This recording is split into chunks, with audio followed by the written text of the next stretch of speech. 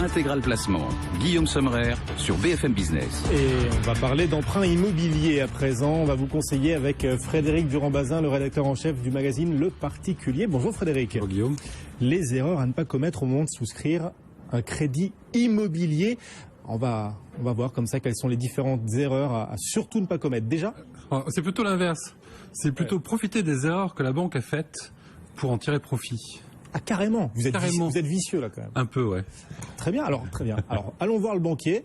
Mon banquier, quelles sont ses obligations quand je viens le voir pour souscrire un emprunt déjà? Dites-moi tout pour que je puisse le piéger après. Alors, donc vous savez, quand vous souscrivez un crédit immobilier, votre banquier, il est censé vous fournir une information complète sur ce que vous êtes en train de souscrire.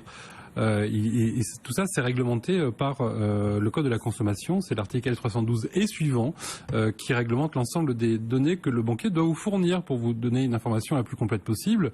Alors, par exemple, il doit vous fournir le taux effectif global. On y reviendra tout à l'heure, mais c'est un élément qui est important parce que ce taux effectif global, c'est l'élément qui va vous permettre de comparer les différentes offres des différents banquiers. Il doit vous fournir également d'autres informations juridiques qui feront qu'au final vous êtes à même de pouvoir choisir tel ou tel établissement de crédit pour pouvoir aller souscrire votre prêt et acheter votre bien immobilier. Alors justement, on va être très très concret Frédéric. Quelles sont les erreurs les plus fréquentes qu'on risque de trouver dans un contrat de crédit immobilier? Alors en fait, la plus fréquente, c'est celle qui concerne le calcul du taux effectif global. Globalement, le banquier doit intégrer dans ce taux effectif global l'ensemble des frais qui ont concouru directement à l'octroi du crédit. Et c'est là-dessus souvent que les banquiers se trompent. Alors justement, qu'est-ce qu'ils doivent prendre en compte dans le calcul du TEG ? Alors, il faut prendre en compte l'ensemble des frais qui ont concouru au crédit.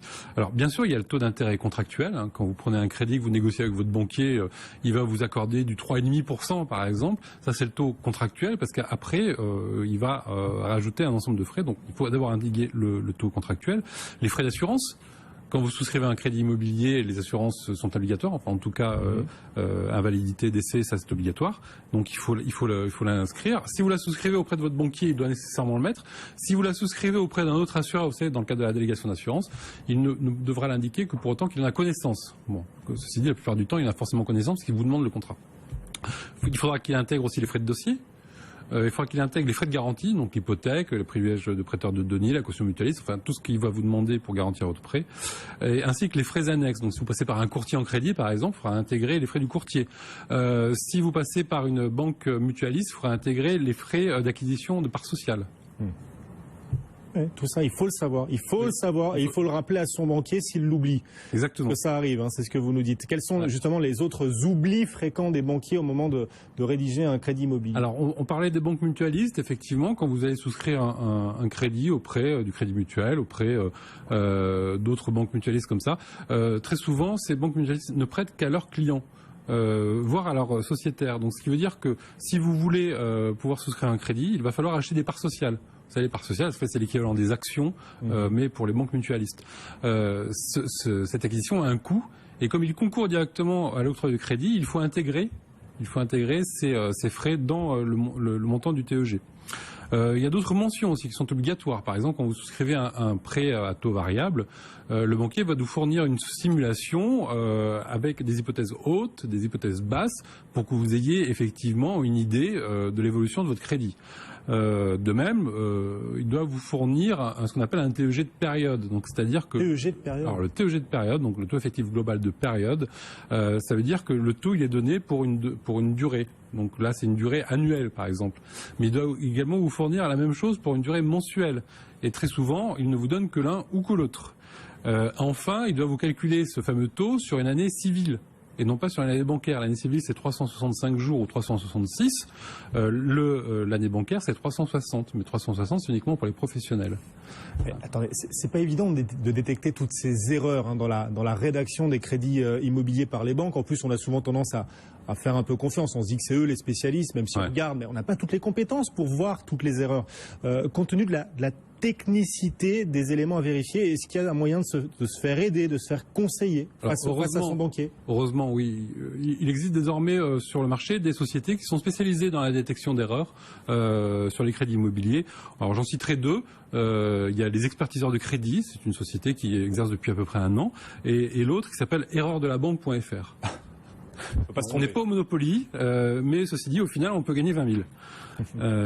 Alors, tout ça, ça a un coût forcément. Quand vous allez chez les expertiseurs, par exemple, ça va vous coûter 39 € pour le premier rendez-vous. Il va analyser votre crédit et il va juste vous dire si oui ou non il y a une erreur.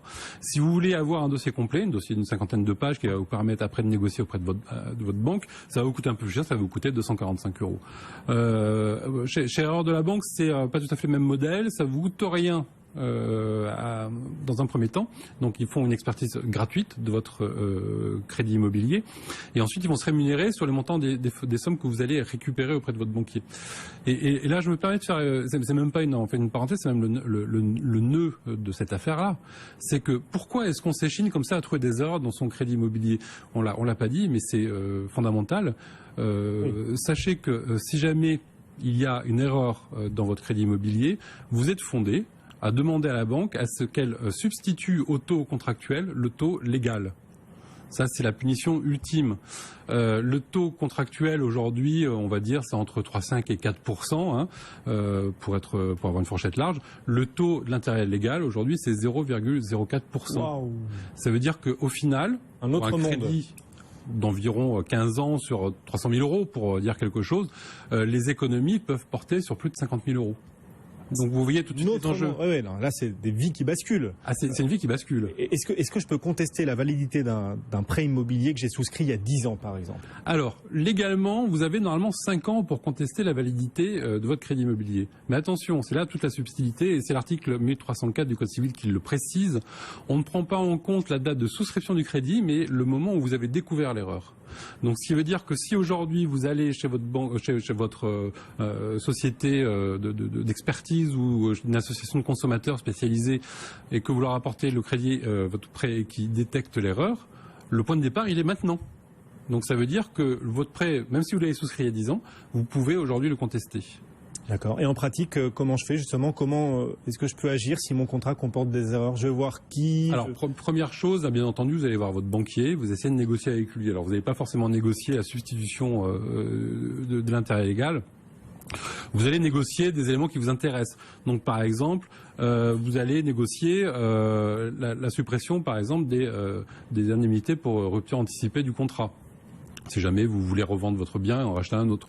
Ou alors, si vous allez effectivement souhaiter acheter un autre bien à crédit, négocier un taux préférentiel pour le prochain crédit.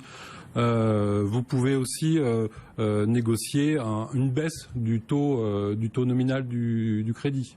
Donc voilà, c'est les éléments que vous allez peut-être réussir à négocier. Et si mon banquier fait la sourde oreille, si j'ai un banquier têtu? Eh ben, vous n'aurez pas d'autre choix cette fois-ci que d'aller en justice. Ouais. Compte tenu des montants qui sont évoqués, c'est plus de 10 000 € en général, il faudra nécessairement saisir le tribunal de grande instance. L'avocat est obligatoire dans ce cas-là. Et sachez que vous êtes parti pour, on va dire, 8 à 10 mois de procédure pour avoir la première décision. D'accord. Mais on peut avoir la garantie de gagner, enfin, je veux dire. Jamais. On n'a jamais aucune garantie de gagner dans les tribunaux, tout simplement parce que... Il y a des faits, il y a des lignes qui ont été oubliées par la banque. Oui. Alors, déjà, première chose, le tribunal, il va regarder effectivement quel type de consommateur vous êtes. Si vous êtes un consommateur dit averti, donc par exemple, vous êtes un juriste, vous êtes comptable, vous êtes banquier vous-même, donc vous êtes techniquement à même de pouvoir détecter les erreurs tout seul dans votre contrat, on ne va pas retenir la date de révélation de l'erreur, mais on va retenir cette fois la date de souscription du contrat. Donc pour les contrats complets de 5 ans, ils seront prescrits. Il y a 2 poids 2 mesures quand même. Il y a effectivement les gens qui ont les capacités professionnelles de détecter les erreurs et ceux qui ne l'ont pas. Voilà. Donc il y a une protection du consommateur supplémentaire. Bon à savoir. Eh bien voilà. Merci Frédéric pour tous ces conseils. Voilà, vous pouvez vous retourner, vérifier votre crédit immobilier, votre contrat de crédit immobilier, vérifier que la banque n'a rien oublié et vous savez que vous pouvez agir contre elle et obtenir votre crédit au taux légal de combien 0,04 aujourd'hui. Incroyable. Renégocier, non même pas renégocier, imposer à votre banque de faire passer votre taux de crédit à 0,04% si elle a commis une erreur dans la rédaction de votre crédit immobilier. Merci beaucoup. Frédéric Durand-Bazin, le magazine Le Particulier.